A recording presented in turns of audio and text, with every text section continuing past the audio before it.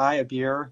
I am Eric Goldstein, the acting director for the Middle East and North Africa division of Human Rights Watch. Good afternoon, good evening, everyone. I'm joined by my colleague, Abier Almasri, who is in Gaza and has been my colleague as researcher in Gaza for the last 5 years and doing a lot of research on human rights conditions and has been following uh, the current conflict in Gaza for us from her home. And we're going to have a 15-minute chat today where Abir will tell us what it's been like for her. So, Abir, if I could ask you to just start and tell us what your day has been like. Yeah, thank you, Ricky. Thank you for having me. As you may know, the escalation in Gaza started in the last 2 days of the holy month of Ramadan, and then we were supposed to celebrate Eid and be with families and hang out and seeing our beloved ones, but things changed. The situation escalated. We ended up stuck in our houses because of the ongoing bombardment. It's even risky to go to a nearby supermarket. Uh, so we are stuck at our houses with generally struggling to deal with the electricity issue, the electricity crisis, because the situation get actually is getting worse because some electricity lines were damaged due to the bombardment in Gaza. Of course, we have some alternatives, but it's always struggling. And today I've been working and very struggling also to do the meetings. So in general, I spend the day in the last 5, 6, 7 days uh, checking social media and news, checking on my friends and beloved ones. Actually, social media is a good source for us because when I see people I know and friends and beloved ones posting on social media and seeing them online, that means that they're alive and fine. Yeah, during the day, sitting with family. For the worst part, night is the worst part because the bombardment became more and more terrifying. I don't know why. So my family and I, during the night, are squeezed in one room, waiting for that to end because it uh, usually get a bit calmer early morning. So this is in general. Yeah, well, most of your work for us consists of getting out in the field, going to sites, visiting the places that have been attacked. You've done a lot of this work for us in the past. It's not sitting at home and following social media exclusively. It's a lot of field work. But because of the security situation, you're not yet able to do that. And we'll talk a little later about the work that you will soon be doing, we hope. But you know from following your friends and acquaintances that you've lost some people you know. Do you want to describe what happened to the Kodak family and your connection to them? Yeah, just to give you a sense, what happened to me 2 days ago.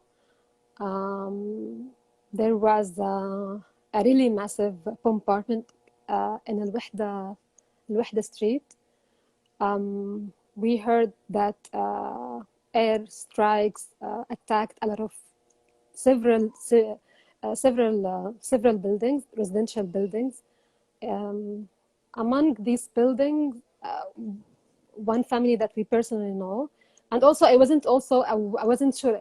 There were reports that another friend, an older friend, also was another friend's house was also attacked. For my older friends, I was unable to reach out to her and reach out to her family, so I posted on social media. That was really awful night, but thank God she's good and she's fine, she's safe. For the other family, we heard that an airstrike attacked Al-Kolak house. I know one of them is a friend of my sister, that I personally know, and we used to hang together. We used to hang out together, and she visited our house a lot.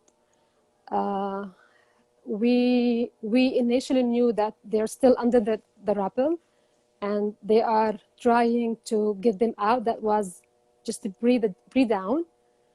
We spent the night praying that they will be pulled alive. We were told that they are fine and they're alive, and they will be pulled out soon. In the morning, we were shocked that the whole family was killed, including Rihan. She's 33 years old. She's an engineer. She was killed with her brothers, with her father, with her mother. His mother, actually, she was injured.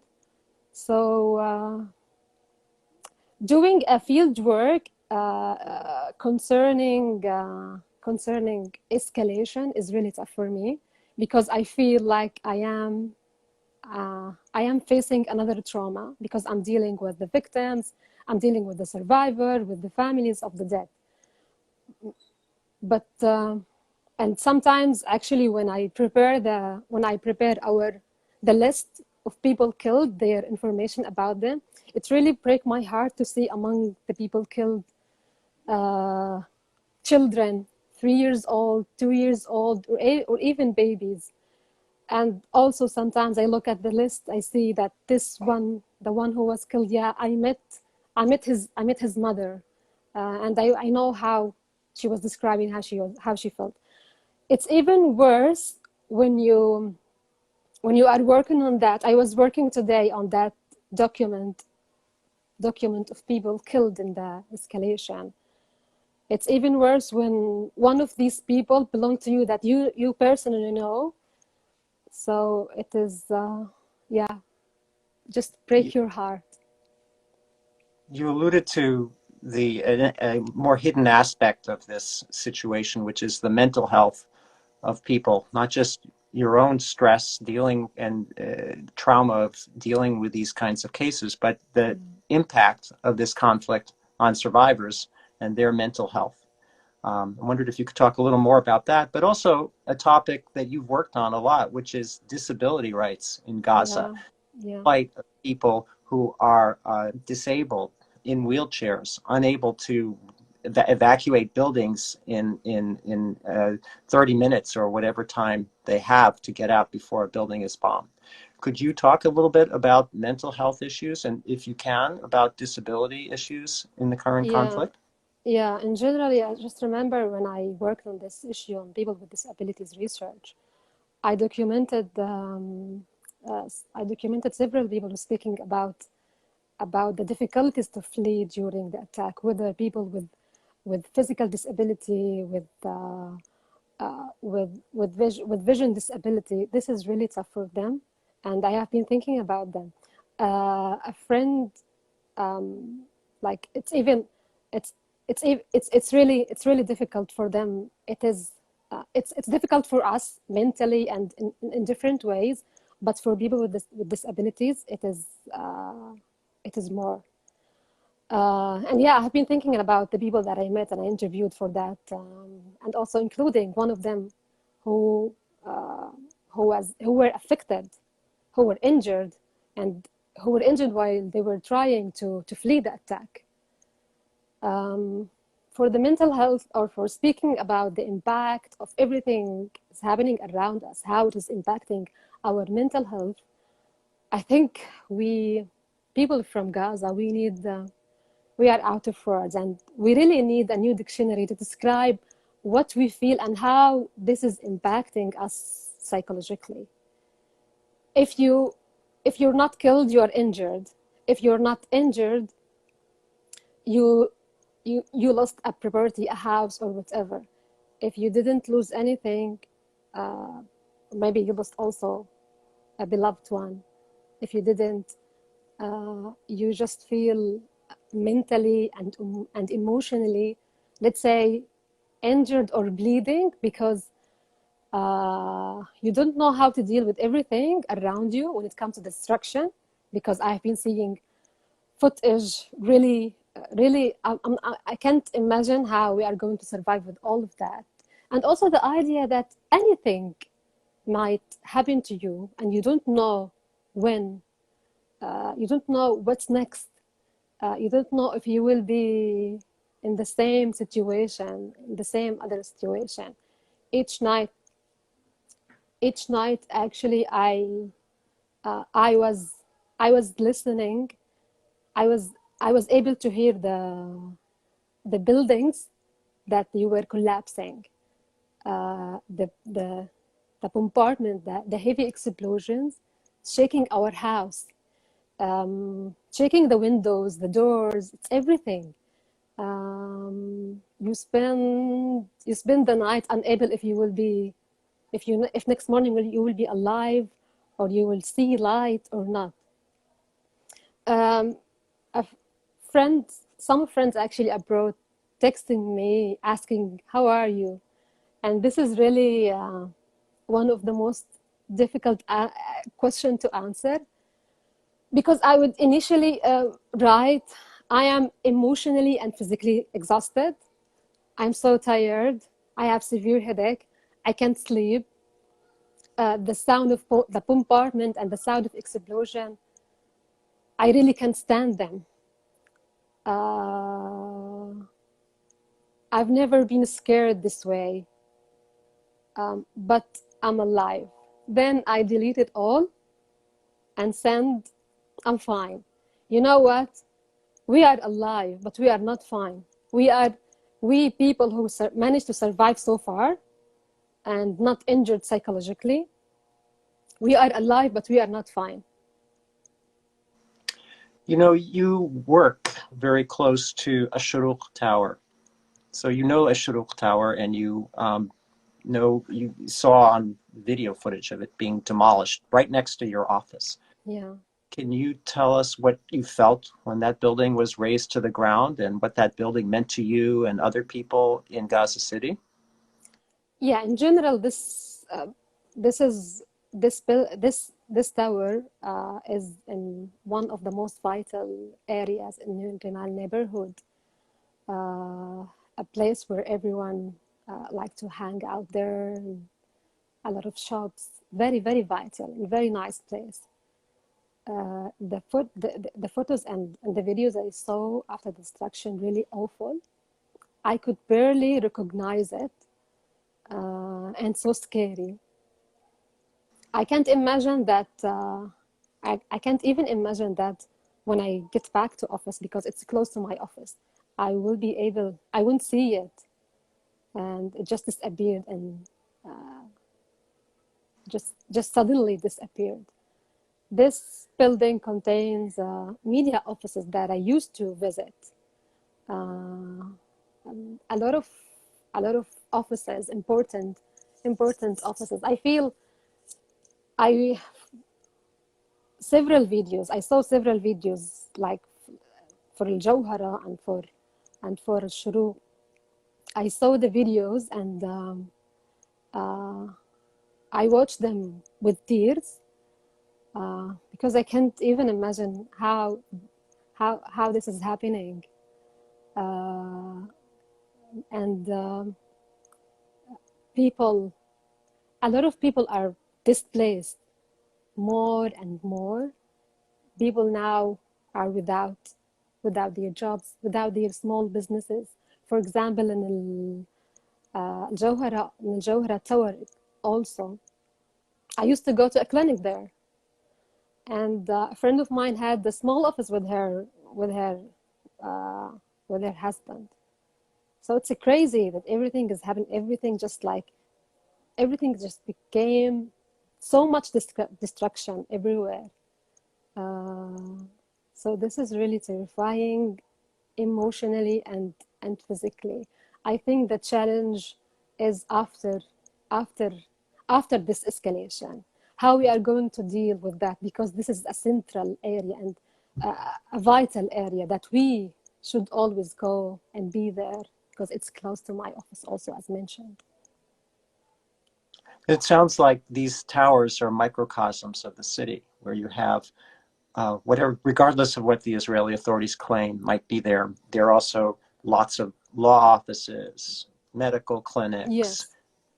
businesses, print shops, and people whose families live upstairs.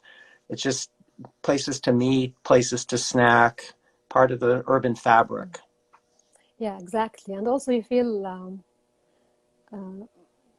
by after destruction of these important towers, I felt like there is maybe there is like an intent to weaken the already dire economy and the already dire infrastructure. Mhm.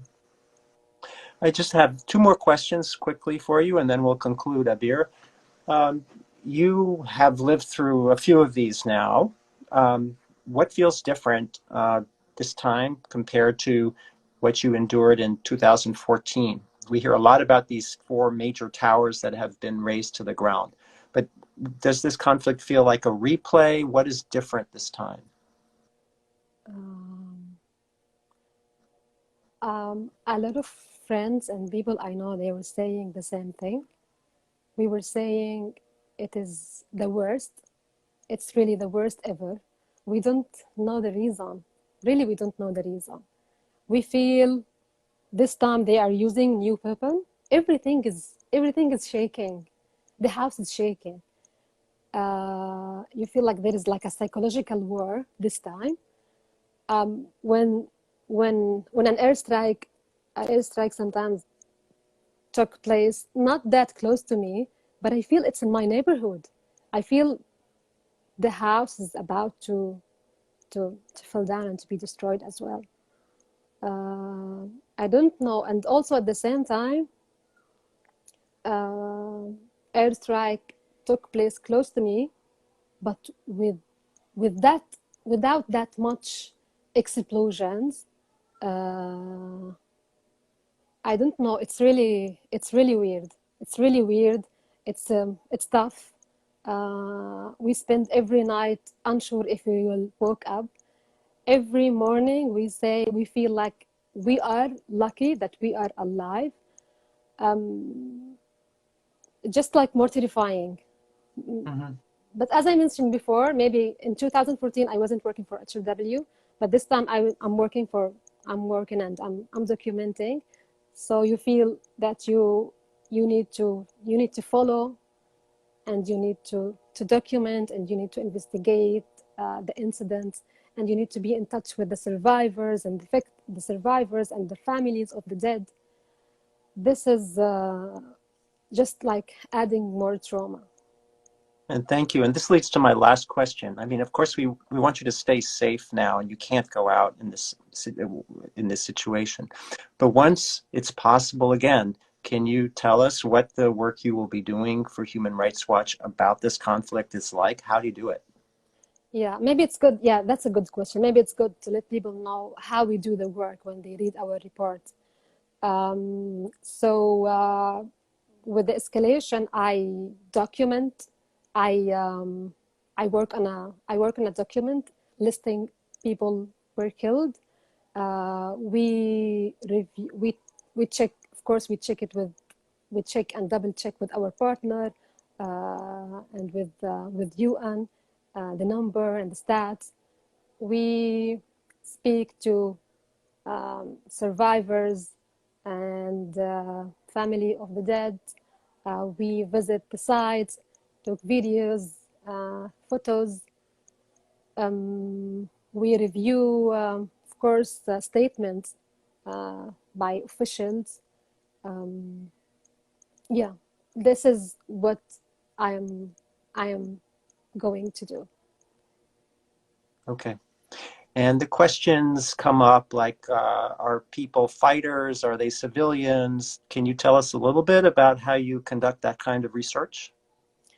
Yeah, we see we follow we do the um, from our like we do the check of the names from the media and from different sources. We rely on different sources to get those names, and also to make sure if they're civilians or not.